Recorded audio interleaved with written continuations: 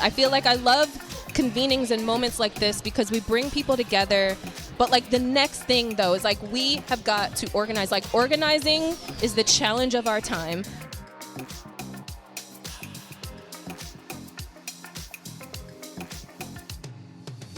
Welcome to Bitch Talk. I'm your host, Erin. And I'm co-host Ange, aka Captain Party. 2026 brings us into our 13th year of podcasting, and we're proud to be here. Thank you to our followers and longtime listeners for voting us Best of the Bay Best Podcast for 3 years in a row, and to SF Film for adding us to the respected list of essential SF winners. If this is your first time listening, where the hell have you been? But better late than never. We're like if the rap group Salt and Peppa met the show Grace and Frankie and had a baby. And if you don't understand what that means, ask Jeeves. And now, on with the show. Clink!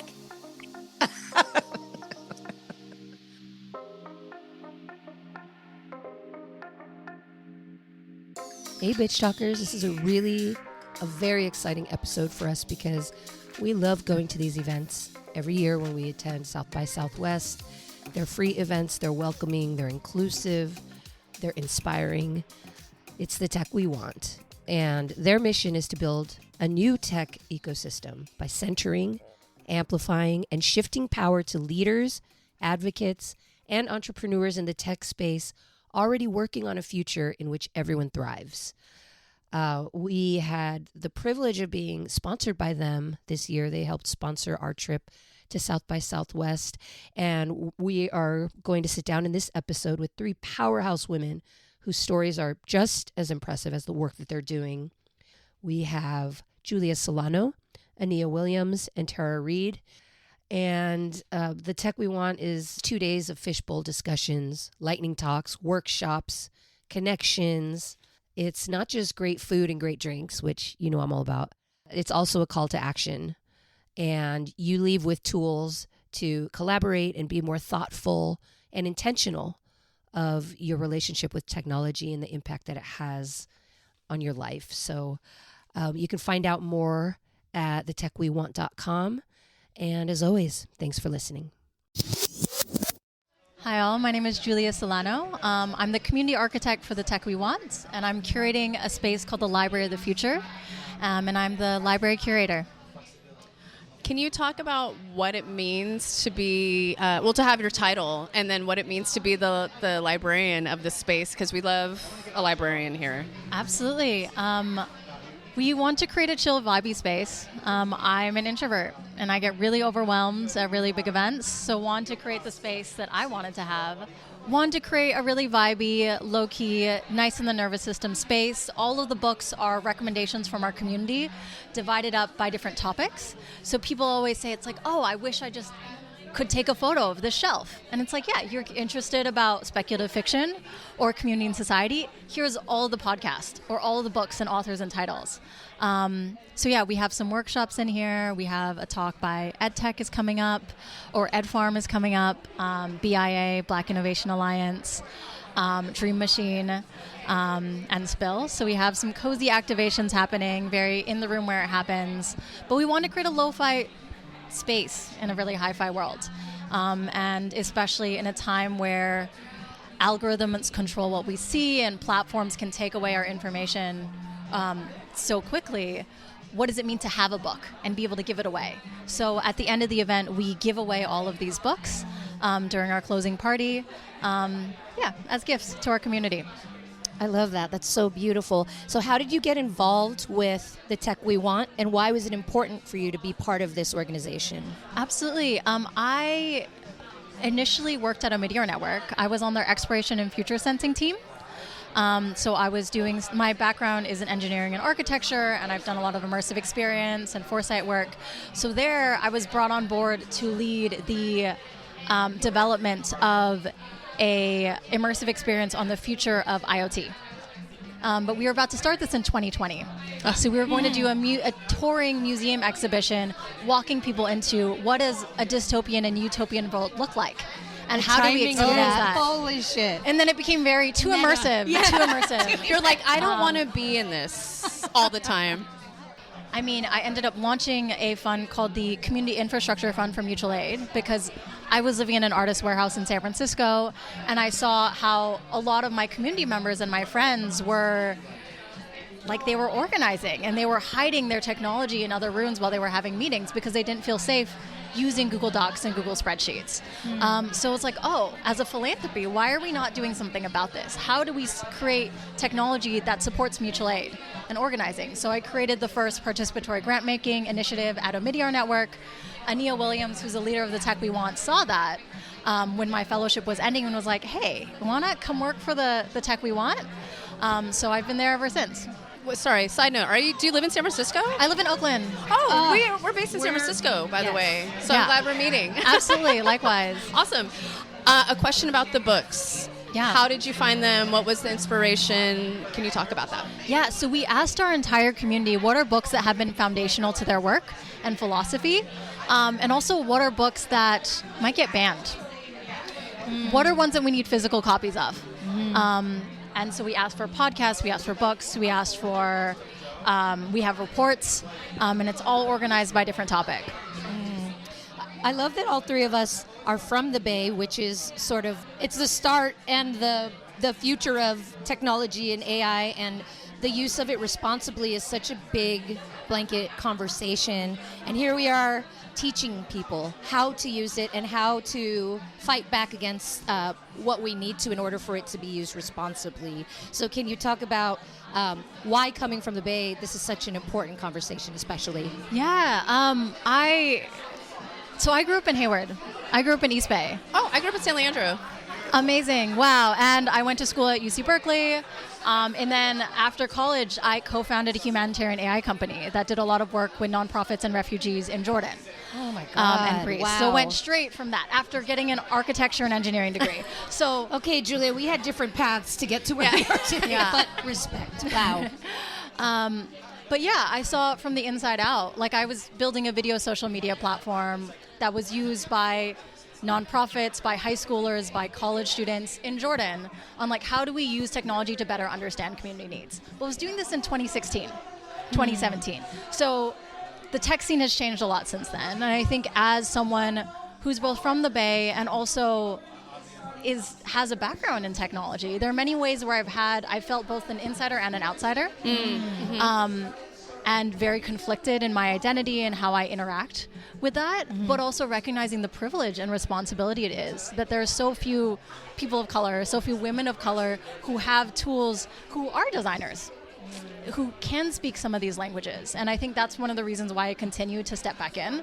And I have ways of stepping back out when I'm not doing this. I'm a bamboo architect, an installation designer, an immersive experience designer. So there are ways that I do that are literally touching moss and grass. And in other ways where, like at the Tech We Want, I lead our information and knowledge management. So I'm managing our databases and thinking about how we collaborate as an asynchronous group all around the country and around the world. Okay, last question from me, and then we'll wrap, because you be busy. You're a little bit busy. Yeah, you are managing a whole ass space in here. We're at an event called the Tech We Want. What would you tell our audience to engage in for the tech that they want? Because I'm assuming that our audience is much like us. We're kind of like, we're involved in social media, we're online, but we also don't want it all the time. Yeah. So what's your advice? Something that I've used in defining my philosophy and life in general is, how do I give energy to the things that I want to continue existing in the world?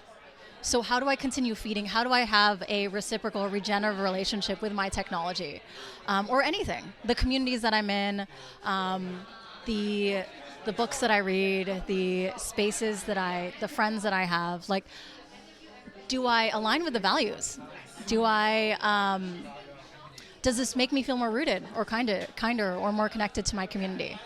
And how is it run? How is it monetized?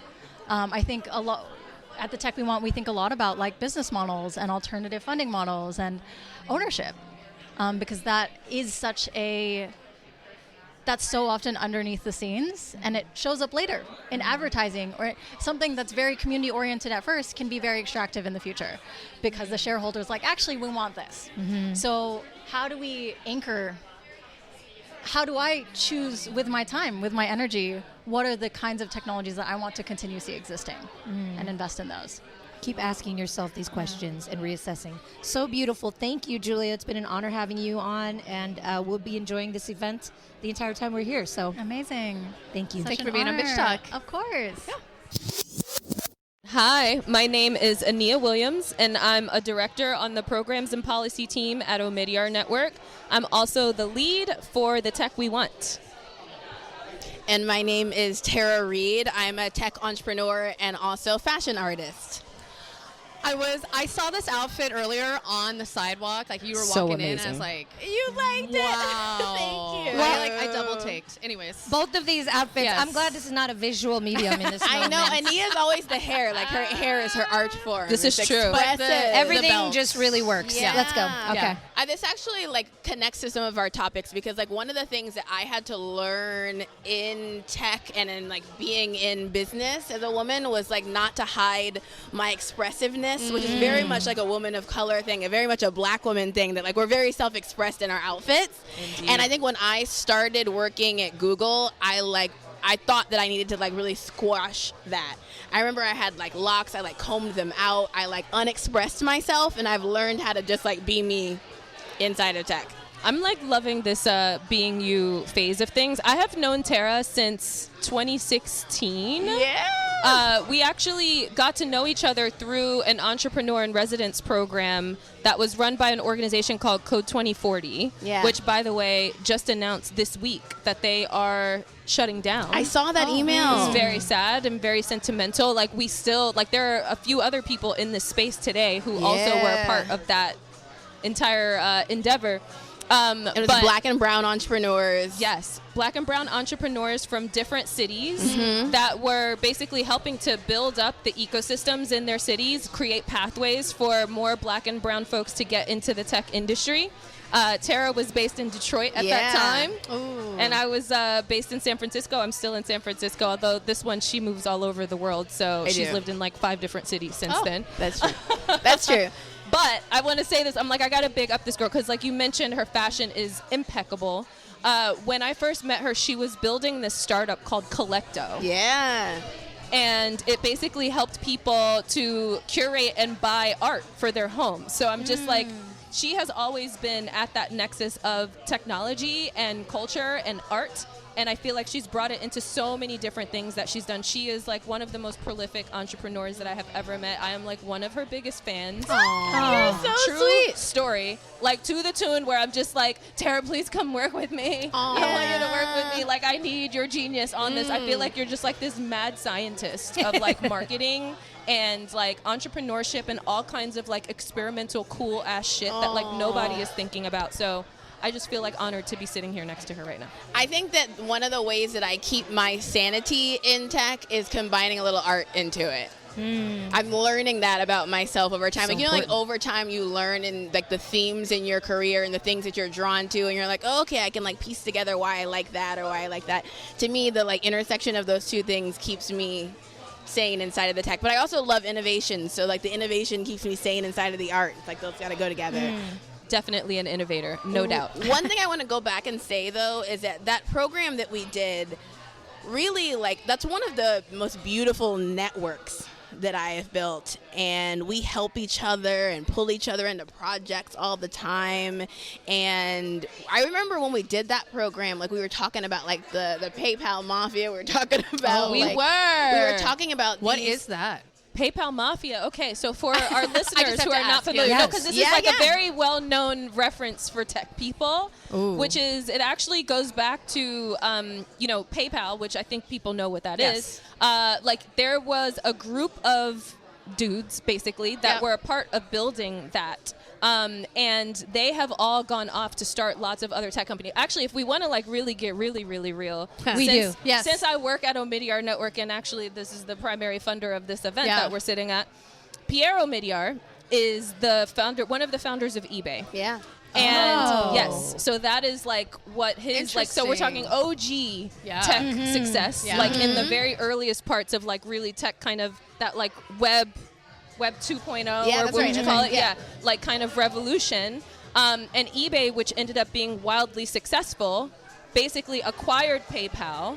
Yes, and like that was actually how Peter Thiel, Elon Musk, like a whole bunch of other. I know. We have lots of opinions. Sorry, they're all not doing the same things these days, but like really they're not was here. That's all in I'm many gonna ways say. the launch pad. That acquisition of that company was the launch pad that got them their first successes that they then built on and built all of these other companies afterward. And so and your network becomes important in that, right? If you kind of worked with or came up with in a particular part of your career these people, you call them later, you ask for advice, you start to like help each other. And we were talking about that narrative and that concept of PayPal Mafia, people who sort of like started together and helped each other, and how we were going to create our own like people of color version of that. That's what we were talking about at the time. Yes. So it wasn't to say that we in any way, and actually this was, I guess, before.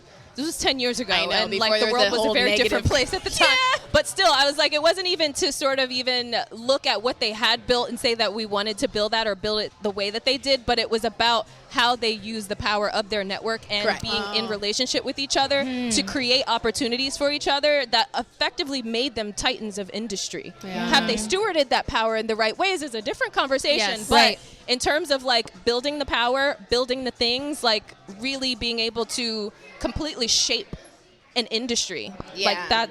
And what would it look like if we had more squads like that were diverse, that were of different backgrounds, that really like helped each other was sort of the concept. Exactly. Can you do me a favor though and kind of place set about the tech we want? How did that? What's the origin story for our listeners? Right. So I would say that. So the tech we want. Okay, actually, let me start here. So we just mentioned that Tara and I knew each other from this Code 2040 program. During that time, I was building a startup called Tinsel. It was a tech fashion company that made a necklace that transformed into headphones, and it was like a necklace, like statement piece. All the electronics were embedded into the thing. Like as a part of this, I was really hoping to be able to not only figure out how my network would expand by becoming a part of this program so that I could, like, at the time raise more capital for my company, but also like how could I pay that forward and be able to start to show other people how to start something. And so from that program came an organization I started called Black and Brown Founders, which for a time I was running, and the purpose of that was to help Black and Latino folks start tech and tech-enabled businesses. And I did that for about 5 years. Alongside that, I also co-founded an organization called Zebras Unite, which basically is pushing on more capital, like ways to finance and fund startups that aren't all going to be rocket ships, and like to sort of see the connection between the kind of money that gets invested in a company, especially at the early stage, and then the outcomes that we get. Which I'll just, like, as an aside to explain that for listeners, in Silicon Valley, if you take venture capital, the assumption is that you are building a $1 billion company. And I know that $1 billion company sounds like real Instagram cute, but like in real life, what ends up happening, I'd say, like even the most successful Silicon Valley darlings, they often plateau like maybe at the let's say like tens of millions of dollars in terms of annual revenue, which like by any stretch of the imagination in business is a pretty flippin' successful business. In Silicon Valley, if you don't have another zero behind that when you've taken venture capital, you are a failure. You are not making enough money. And there for is the investor to get their money back in a significant way. They have to get those returns. And like they are technically your bosses, and we also know people who have been unseated from their own startups because their things were not growing fast enough, and the VCs were like, I'm going to make my money. We will have a new CEO. Even though that was your shit. So like that happens all the time. And basically all of that is like there's a series of things that happens in that, you know, millions to, you know, billions of dollars that also is very much connected to the kinds of product decisions that means our shit is surveilling us, that we have no privacy, that they're selling our stuff on whatever, you know what I mean? Like all of these things are connected. Because you promised you were going to get that big. Exactly. Because it's like scaling that fast with that much money, there's a lot of moral compromises that get made along the way. And so we were like, we need different financial instruments, that we can't all be unicorns, and that's also not good for the world. We don't need more Mark Zuckerbergs. Like, what happened to, instead of one billionaire, could we get millions of millionaires from these businesses that are still creating really important solutions? So that was the thing. So I came into ON with that experience under my belt, basically like wanted to, you know, help to build the counterpoint to what Omidyar Network at the time was already doing, which was very much like trying to illustrate and stop the harms and abuses of big tech and what we were getting from big tech. Yes. But we didn't really have anything that was like a generative like vision. Like, if it's not that, we know what we don't want. If it's not that, what do we want? And with that, the tech we want was born, and it was something that was both in terms of like values, building a counter movement, like this needs to happen alongside, like we need to build alternatives to what we have from tech, but also really understanding that, in my experience in the time before I came into Omidyar Network, building a lot of connections there that folks like were already ready. They were already doing the work. They were already with the big put me in coach energy, and like, how do we help to sort of put those folks in the container to work together toward a shared goal? And so that's what the tech we want ultimately does, is we build containers for people and their work. We like see and identify these incredible people who are in the field building towards responsible innovation and put them in relationship with each other, and basically help to fund collective projects and experiments that they can do together that's in service of their shared goals. I love, obviously, the name, The Tech We Want, because it reminds us that we have a choice. And, you know, coming from the Bay Area, we had a conversation the other day about, like, Silicon Valley, it never felt like it was for me. It felt very exclusive, and this is a very inclusive space. So can you talk about some of the speakers you have lined up and the types of conversations you hope people walk away with from this event? Yeah, I mean, one of the things that I've always loved about doing the Lighthouse, this is our 4th year doing it, is that we like primarily start sourcing from the people who we are already in community with, because I think that this is like a thing that serves in some ways as like as marketing people would say, top of funnel, and so like people who, anyone can come to this event, anyone can register and come. It's a free event. We meet people who we'd never met before just by being in this space, networking with them. Oh my gosh, that person's so interesting. And then the next year, they might end up being someone who is on the stage, you know? So I feel like we meet people by just being outside and convening people. And we try to give them a platform for what we see as their brilliance. And also, hey, all these other people who you should know, they're going to be in the room too. Like, make some connections. Tell us what you guys think about what could be solved by you uniquely together as a group, as a community. So I'd say that like the speakers we have here primarily sitting in that. We also, you know, got to have some shiny objects for people because it is South by and they can be at a million different things at a time. So earlier today we were super excited to have Shamik Moore, who is just amazing actor who I've like been obsessed with since Dope. But also most people I think know him to be the Miles Morales voice of Spider-Man in the Spider-Verse. He's coming out with a new movie that RZA is producing or directing next month. I think it's called Spoonful of Chocolate. It's giving like Tarantino-esque like badass whatever. Like I can't wait to see that. And also Van Jones, and also with Fonz from Spill, which is like, you know, this new app that is trying to do social media in a completely different way, built on a different set of values. We've got folks from Young Futures, which are like, you know, we have these really wonderful Gen Z like organizations that have been advocating for them getting more involved with technology.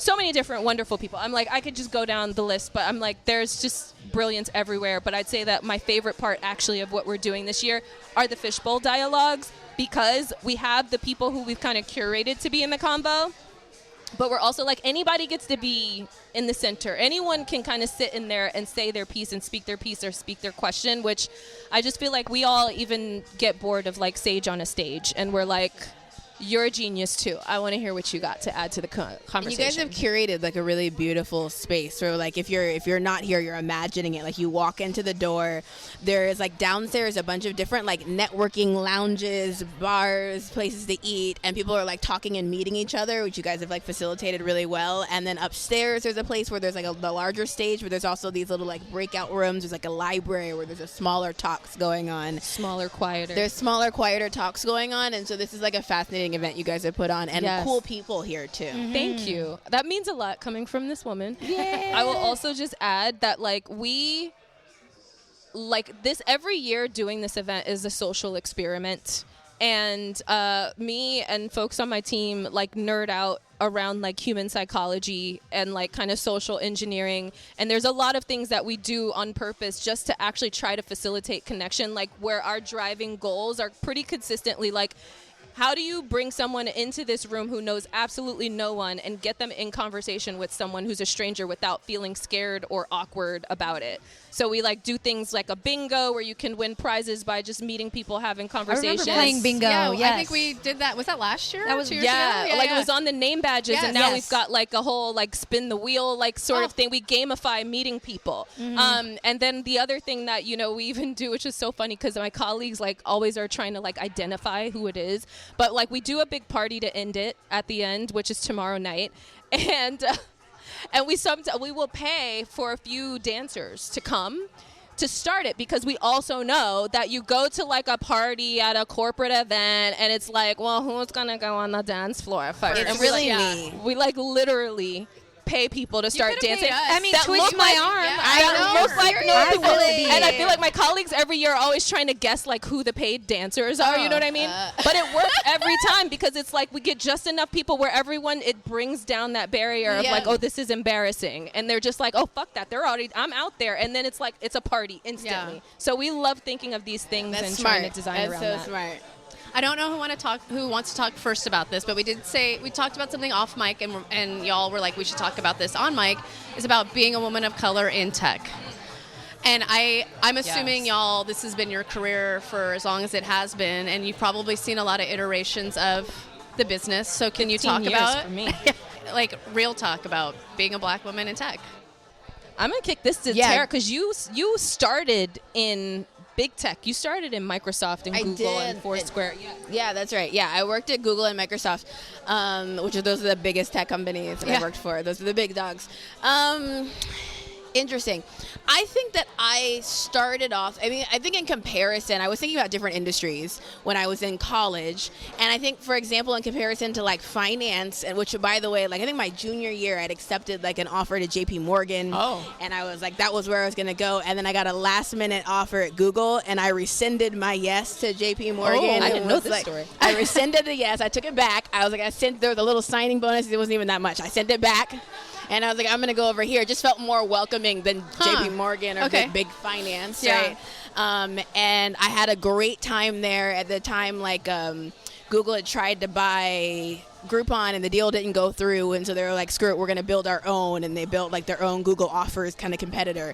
And so I got to work at this in-house startup team. I thought that it was going to be a lot less welcoming as a black woman. I was prepared for that. I was sort of I was prepared for less welcome. Okay. I got more than I expected, but it also required me to be really confident and comfortable in myself. I had to do some of that work, whether you're comfortable with me or not, I'm comfortable with me. And I think that in general, if I look at my own career in tech, that's probably been a through line. I'm comfortable with me, so that's okay. I think for me, I then after that moved indier and indier in terms of my participation in tech. It felt very important for me to work for myself. And while big tech was cool, I learned a lot. I think it was really good to be in big tech, get the names on my resume so that I could quickly say them, and then don't screw with me, take me seriously, and then I can move on to and here's what I'm working on. That helped a lot, I think, as being a black woman, being able to say Google and Microsoft and Foursquare quickly. And then I think I just watch myself get more and more on an indie side of tech, working for myself, doing things that are an intersection of tech and other industry here. That feels home to me and feels best to me. And so where I've landed is not big tech.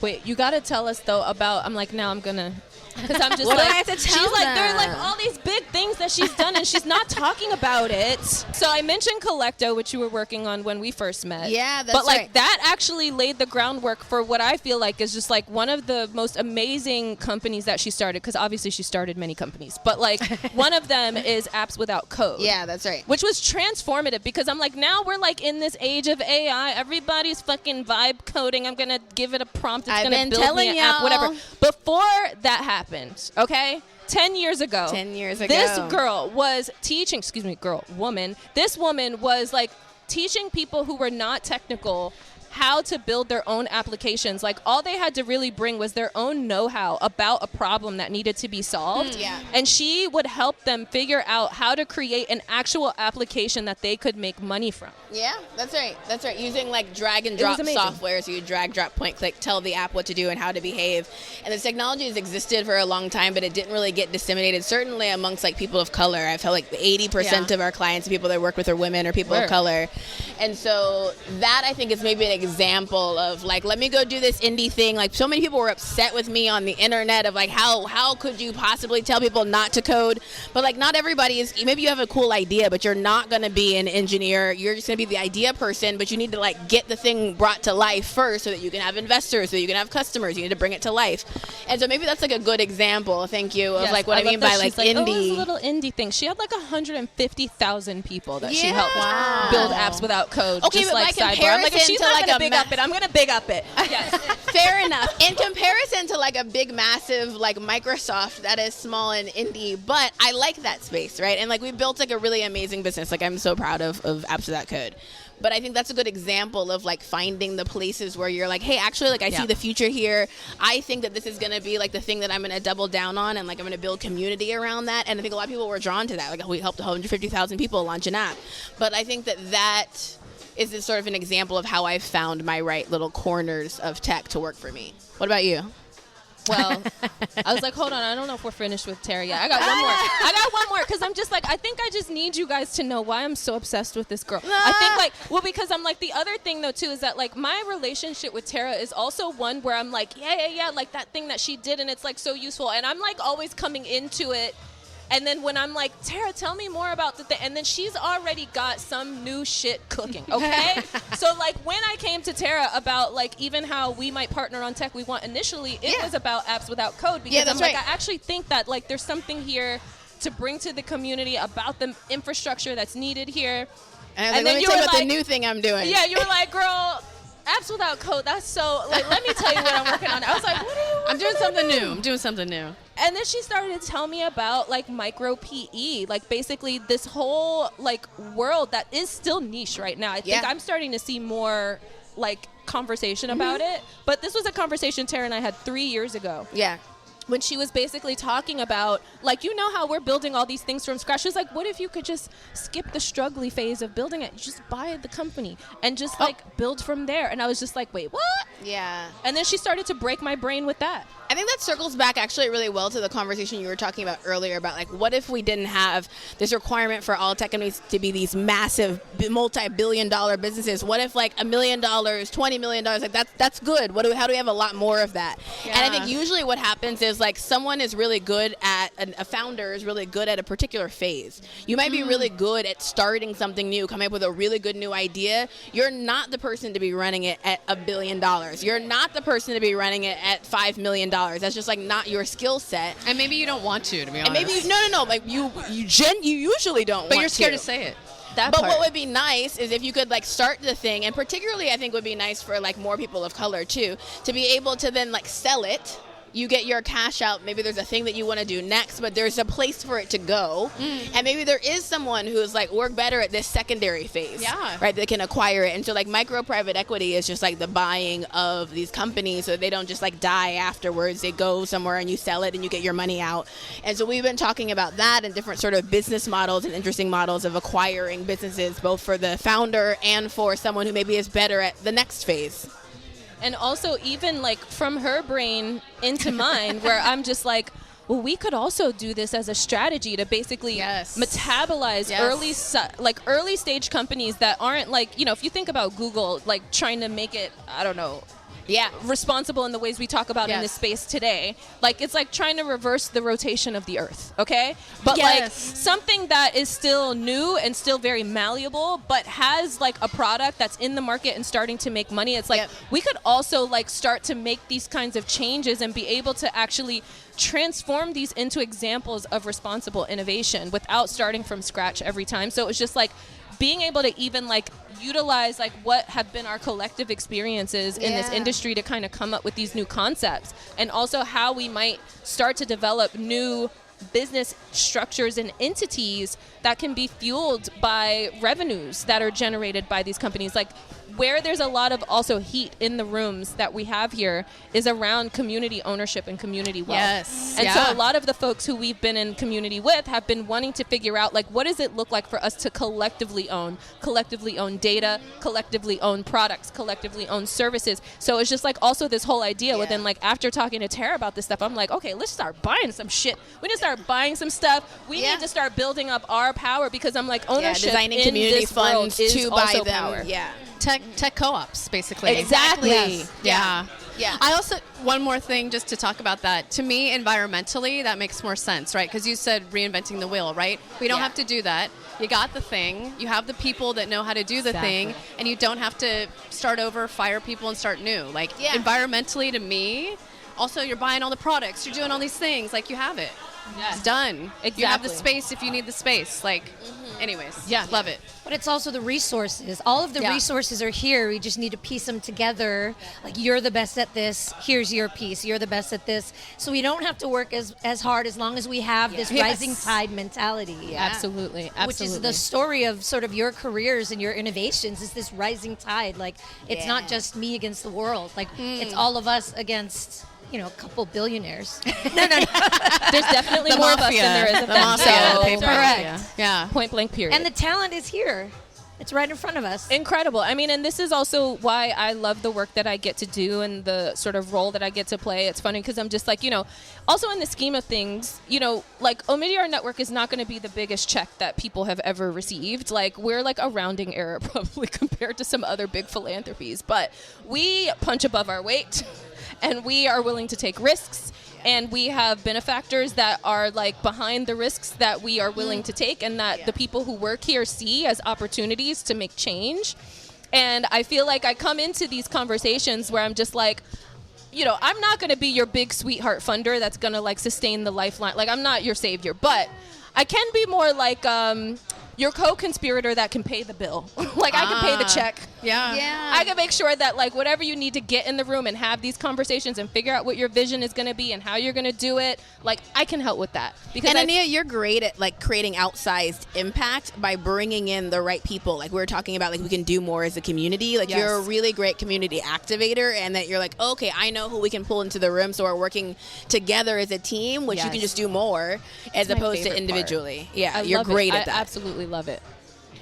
Did you want to just give a little, I don't want to say little, your experience as a black woman in tech? Yeah. Well, because I mean, like, so much of it was like, even in the origin story before that Code 2040 experience I mentioned in 2016, you know, I started working in tech around 2011 at a startup that like blew up and went viral just a few months after I started working there. And so I had this like unique experience of working in tech. Like, my first entry point was a startup. So like, I'm like, my background is in music. I used to be an opera singer. Okay. So it's not like I went to school for computer science. No, I'm not going to sing right now. But I'm No, I would never do that. But wow. But yeah. I forgot that. But no, I'm like, it's like, it seems like it's like in another life. Between the two of you, you've lived like 10 lifetimes. that's understand. right. But you know, it was like one of these things where I had married a software engineer, and I came to South by like, I think in 2011 for the first time, and I was just like, what is this tech thing? And like, is there where do I get in where I fit in? Do you know what I mean?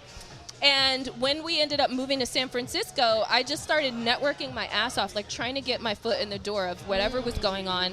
I ended up meeting lots of really wonderful people through meetup groups, and also even significant others of engineers that, you know, my significant other was working with. And that was how I got my foot in the door at the first startup, which like they literally were looking for like a part-time office manager.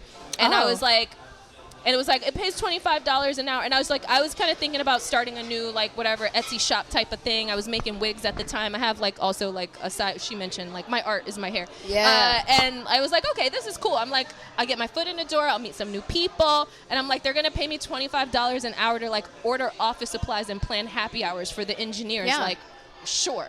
And then, like I said, I was only there for a few months, and then it started blowing up. And I remember it, like, that happened on Thanksgiving weekend. It was a company called Voxer. And then I came back after Thanksgiving, and they literally were like, we have a full-time job offer for you. Oh. Here is your salary. Oh. We would like you to have this job, which is that is working in startups, right? Did you ever feel less than being a black woman there? I never felt less than. I absolutely know. There have definitely been headwinds. Like, there are headwinds even now. And I think a lot of that really comes from, like, that way in which, like, when you start to grow and build power, like, the power is more visible on you than it is on, like, your white male counterparts. Oh, yeah. And so even if you're doing a thing that they're doing, somehow I got it's the like, are you chills. allowed to do that? Yes. Because they never noticed or questioned it happening Yes. before. And now they're Yeah. questioning it, and they're like, well, wow.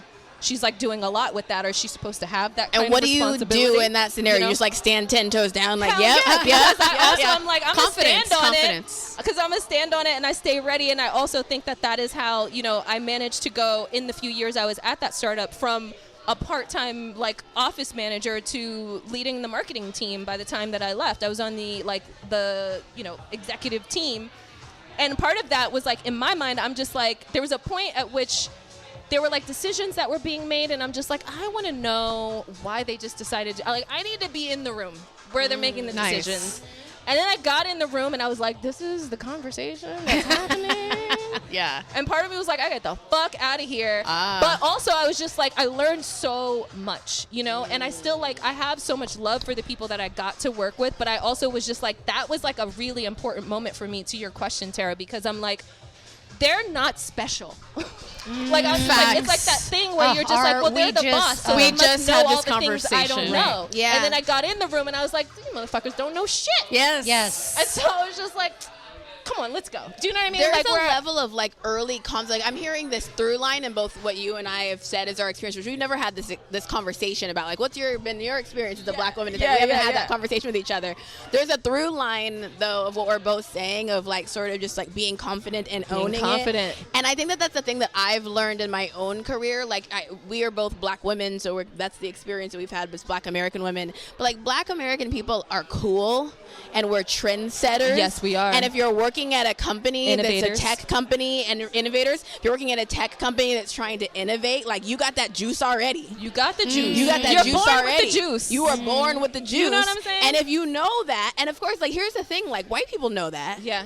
White people know we got the juice. We are the ones who are not sure that we have Yeah. the juice. It's That's true. why they try to hold you back, because they Yeah. know It's if true. you get a chance to shine, you will outshine. Yeah. Yeah, so I think that there's an element of, in both of what we're saying, there's like, we were like, yeah, like, I got treated a little bit different, but then there's Yeah. like an unbotheredness about it that I Exactly. think if you stay really bothered about it, it's unworkable. If you know that you got that juice, like, you start to get people rallying Exactly. around you, and you help the company innovate because you're innovative. Exactly. And then I do think there was, like, you know, in some ways, I'm not going to lie, like, there's sometimes a, like, benefit to being the only in the room, because sometimes people are excited to be the champion of the only, and, like, listen, if you're giving it, I'm taking it, and I promise you won't be sorry. Do you know what I mean? Like, Yeah. and I'm definitely the person, I have to say, so I have a 10-year-old daughter who's amazing, but, like, also she's in, like, she goes to SF Unified, she's in SF Public School, but she's in a Mandarin immersion program. Ooh. So a little black girl who speaks Chinese. Oh. It's wild. But I'm like, It's one of those things wonderful. where I'm like, she's the only black girl in her class, unsurprisingly. Like, she goes to a very diverse school. In fact, probably statistically the most diverse school in San Francisco. Most of those black and brown kids are not in the Mandarin program, which Yeah. I get because it's definitely like the hardest language to So learn. hard. But that said, I'm just like, even I had this whole thing where I'm just like, if my daughter is going to be the only, people are going to be looking at her, whatever. I'm like, we're going to give them something to look at, okay? Aw. My daughter has rainbow hair. Yes. Like, everybody knows her by, like, she's always got some wild colors in her hair. She's like, whatever. And I'm just like, if you're going to stand out, like, stand on it. Do you know what I mean? Like, that's right. be something to look at. Be something for people to talk to. Because I'm like, what they're not going to do is try to hold you back because of it. Yeah. You're going to make them want to be you and want to be friends with you and want to be in community with you. And that basically is what happens. And so it's so interesting because even when I go to places like bumfuck South Carolina, where it's like Trump country. Yes. Like, I swear to God, white people nonstop come up to my daughter like, oh my God, I love your hair. Oh, So I'm just yeah. like, dude, what is this moment in Yeah. like a Trump America where my daughter Yeah. is like constantly walking through white spaces and getting compliments I from really white people? love that I though, live for for her that shit. generation too. I love that for them. Yeah.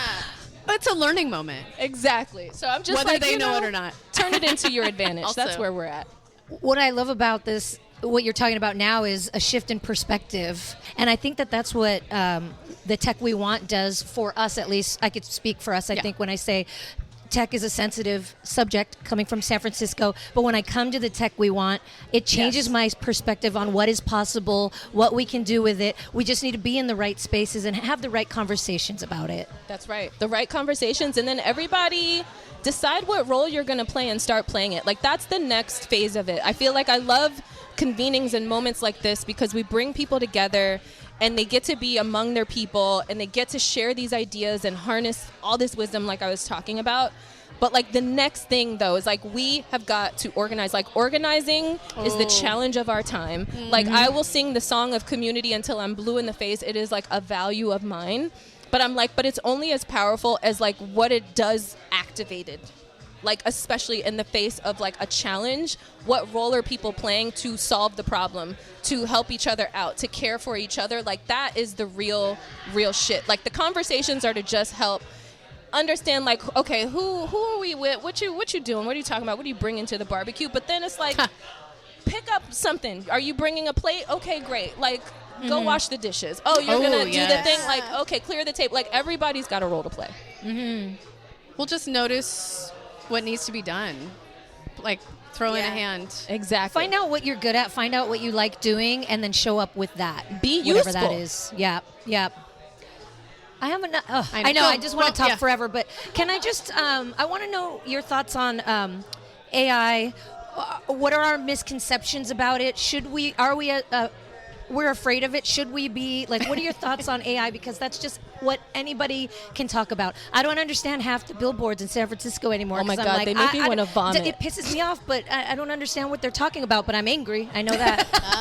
I'm like, as a tech person, I see those billboards and I just like throw up in my mouth Thank a little you. bit. But especially also, like, 'cause where some are of the them marketing trying- people? That Where are the part. marketing people? Help them. Help. You know what I'm saying? They I'm like, did. some of That's them who be made trying the to have like billboard. the I like know, cute but- little tagline of something, and I'd be like, is that really what you're trying to do? Like, Yeah, no. or like who are they humans are advertising over, to? or weird things that So, are we rightfully afraid? Like, Wait, what does it say? Give me. It'll say things like humans are over, or the end of the Yes, human era. exactly. And it's an AI like robot thing that they're. I don't wanted to understand. throw my shoe at it. I saw that Yes. one. Yeah. I was like, what the? It's like Yeah. written by a guy who's never had a girlfriend. You know what before. I'm saying? Somebody who million. needs more friends. That's what it sounds. That's not somebody who believes in fucking rising tide. That is we not need to written get by those that people person. more friends. Yeah, they need to be in community. They need to be in community. But no, I was gonna say, like, okay, from my take, I think, you know, there's so much nuance that you have to like really inject in the conversation because, of course, like there is value to AI and what it is doing. I also feel like in the sort of rise of it and the way that it's being pushed on us, largely Yes. by industry, mostly for profit reasons. Yes. Like, let's be clear, it's not because they're just like, I actually care about how much faster you can decide what meals you're going to make this week, but they want the money. So anyway, I think that, like, you know, what I would say is we can't think of it like it's some magic wand that we're going to wave that's going to like solve all of the problems. I'm like, for one, we need to really be careful about how much of our own judgment, like I believe that judgment like is a sacred human right. Like decision making is a sacred human right. And I'm like, I never want to give that to a machine, if for no other reason, because a machine cannot be held accountable. If a machine decides that like everyone wearing a black shirt is an enemy of the state and starts to send drones out killing people, who's responsible for that? You're gonna put the machine in jail? Do you know what I mean? So I'm just like, we've really got to think about the ways that we outsource these things and like how we use it to sort of power our lives. And so I don't know. I really think that, you know, I want AI to be really at the vanguard of an entire like economic movement that actually benefits people of color. Because I think that this is one moment that I'm like cautiously optimistic. I have this like little tiny glimmer of hope that like the inventiveness, the ingenuity that Tara was talking about earlier that like black folks have, for instance, like I think that like we're already very online, and even when I think about my days back at Vox or the social media app I worked for, the thing that made that app blow up was black people. Like, black people started using it, and they started getting creative with it. They were having ciphers and rap battles on it, and they were like, oh, snap, Kevin Durant's on here. Let's go talk to Kevin There's Durant. a lot of apps that have played out that way. Exactly. Clubhouse, Twitter, Yeah. So I'm Yeah. just like, I have a hunch that like black people are probably going to be part of like the thing that's going to like really find that use case that, you know, really sort of magnifies something and creates a movement.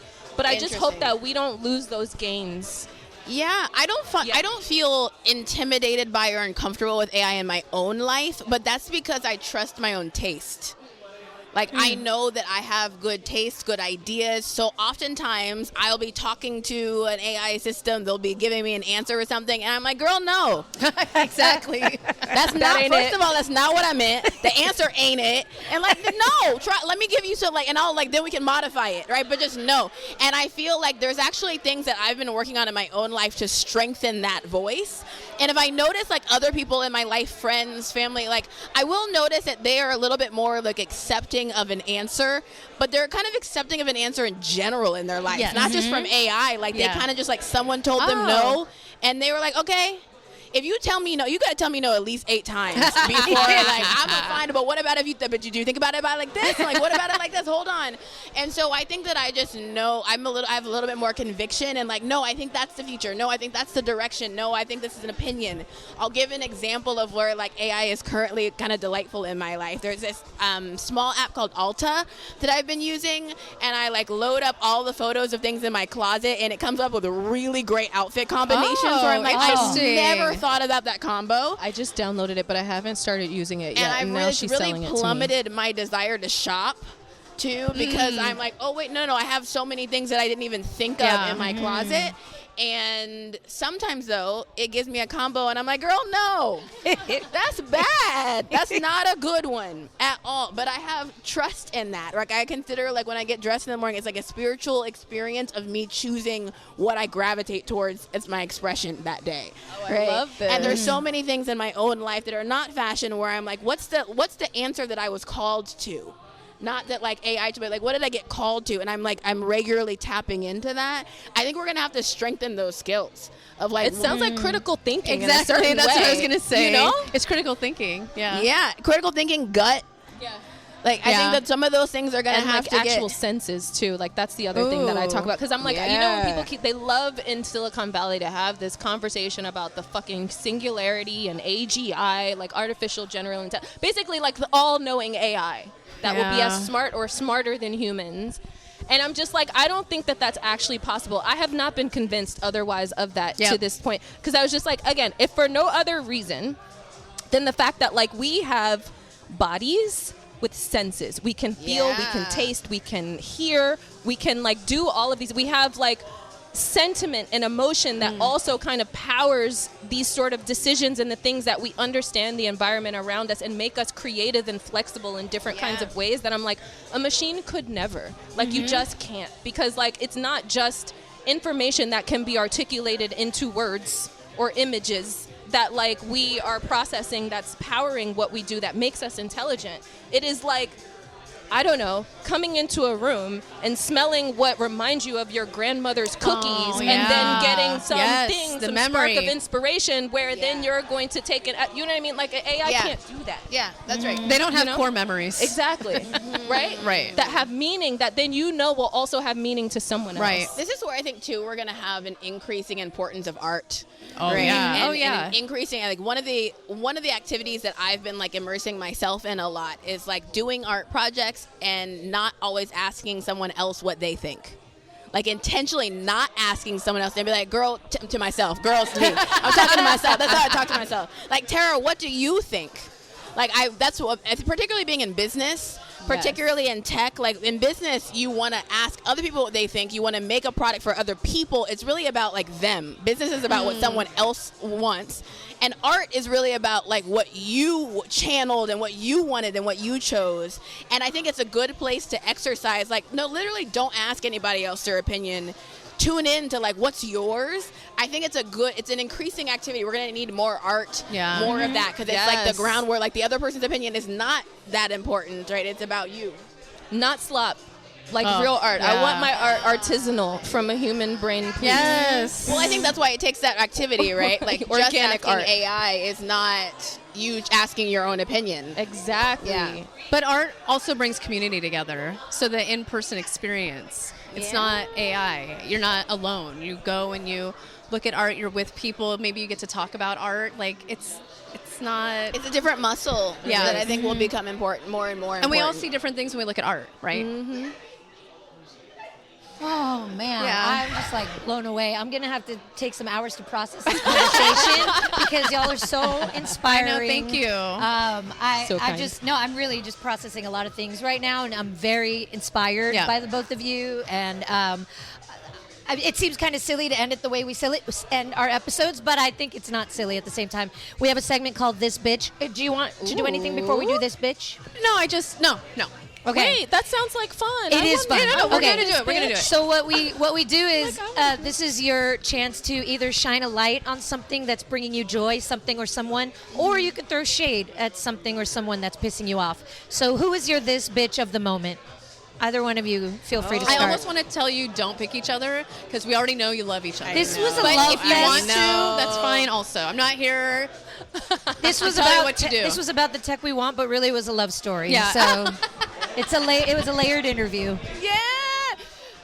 Okay, and you just start like the way that it works is you say this bitch and then you Yes, talk this about So my something this bitch that's really. is because of Also, can we have your daughter on Bitch Yeah. Talk? I mean, Listen, I want to be her when I grow That up. bitch We're is in fly. San Francisco. She's so fly. we're in San Francisco, so if we can make it Yeah. happen, Yeah, she's great. we'll call it This B if you Yes. don't want her to say bitch. Yeah, we don't want her to say B yet. Bitch. Sorry. I'm like, she definitely hears me say lots Yeah, of she's expletives hears it, yeah. Or she can all the say it, time. whatever. She's won't be afraid. I feel like I don't want to say something like obvious because I'm just like in my mind, like I'm thinking about people in office, and I'm like that this bitch. We already know. But I'm like, I know we probably all say that every day. So, it's like maybe not a person, but like a sort of in a more of a meta way, like. Because I'm here, and one of the things, like, we're going to be launching a new initiative tomorrow with folks in our network, and it's like the only thing that is happening this weekend that is giving me like some low-grade anxiety. And a lot of the reason for that is because I worry about like just all of us in this like hot pot that is slowly rising in the temperature, and like people getting less and less like emotionally regulated. Like I think about the way in which people's feelings are valid and important, and everybody is a human and has and should be, emotional in their own ways in their own time. But also like sometimes we struggle with like looking beyond ourselves to the bigger picture. And I'm just like, whenever I watch those moments happen where, in the name of community, someone actually decides to make it about themselves. And that's like always my this bitch moment. Like I have to confess, where I'm always just like, it can't be this. You know what I mean? Like, so just in that way where I'm like, I just, like whatever it is that gives people or takes away whatever they feel like they can sort of tolerate and discomfort, and like not having someone agree with them or not having someone believe what they believe, like we really got to get past that if we're going to make it through this moment. Like we got to all get a little bit like tougher in that way. So like whatever that kind of like frailty of like self-image and emotion is, that isn't really something that has to be that, but like you can show up and actually hold it just for at least a moment longer to hear what the person is actually saying or whatever. Like those things are so important in the spaces that I'm in. So yeah, that's where I'm at with it. Thank you. Okay. My this bitch is like, I'm this bitching an inanimate object experience. It's an experience of spending more time as much as you can, if you can, outside of this country. Oh, yes. Yes, please. And just like it's a good reminder that like this is not the whole world. Nope. For me, I've largely moved, And that's my this bitch. Like, just if you need to, like, just take a step out, and you can step back in if you need to, but just, like, do for your own personal sanity and peace. I look at my own mother, who, like, I can see her anxiety growing. Yes. Yep. And every time I go to visit her, I see it kind of morph. And you know how, like, when you're away for a while, when you see something anew, it's not like it occurs as new, or occurs as change. You can see change more clearly. And I can see how even her friends, just the anxiety rising in them. And I think that my this bitch is like you step out if you need to. In fact, like you've got one of the strongest passports in the world, at least for now. And if you can find a way sort of financially to make that work. In fact, most of the world is a lot cheaper than here, to be honest. So you can step out for your own mental space. That's my that bitch. That was so, like, well said and diplomatic. I love that. That's her, this bitch. What? She's Okay. traveled a lot. That was yours? I mean, Well, in no, general. no, In general. She's a traveler. leave as often as I can for that to hit the refresh button. Yeah, just to refresh. I feel like we almost had opposite this bitches. You were like, stay in the conversation. I was like, girl, you can leave if you need to. Hey, it's both. You and. complete It's both and. you complete each other. That's She's like, be present, and you're like, I gotta go. Just dip. Dip it up. Go. I was in when I arrived in the airport. First of all, like when you come back from outside of the States, like in the airport, everybody's mad. They're like mad their coffee's too hot. They're just like, everybody's yelling, and I'm like looking around like, why are you so angry? And then I got into the Uber, and the news is playing, and I'm like, my jaw was dropped about like, you're shooting over here and doing over here, and I'm, what is happening? So it's a lot. It's a lot. I'm stressed here. It's just that this bitch is the United States of America. Correct. Go, my go God. ahead somewhere else. Go take a break and then That's come my back. this bitch, the country. United Back. Bitches of We America. love her. We hate her. We love her again. It's complicated. It It's is. a very complicated, It is a complicated relationship. It could be I'm better. there. And I'm just like, oh my God, this is so embarrassing. It's really embarrassing. So gross. I'm like, America, you're so embarrassing. And right also, now. it's too big. Like, can we succeed every now and then? Like, some states here, some states there. You know, let's we give need it a balance. win. We need a win. We're gonna find out. Yeah, we are. The way people are acting out here in these streets. That might happen. Goodness gracious. Well, this has been a true honor. I can't even say the words. Thanks What so much. what a conversation. We love coming to this event every year, so thank you for hosting and thank you both for the work that you're doing. Appreciate you.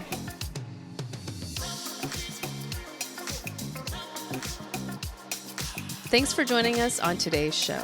You can find more information about this episode in our show notes. If you're missing us, you can visit us at bitchtalkpodcast.com to sign up for our newsletter and buy us a cup of coffee. Did you know we're also on the radio? You can find us at bff.fm. And lastly, rate and subscribe wherever you listen to podcasts. All the cool bitches are doing it.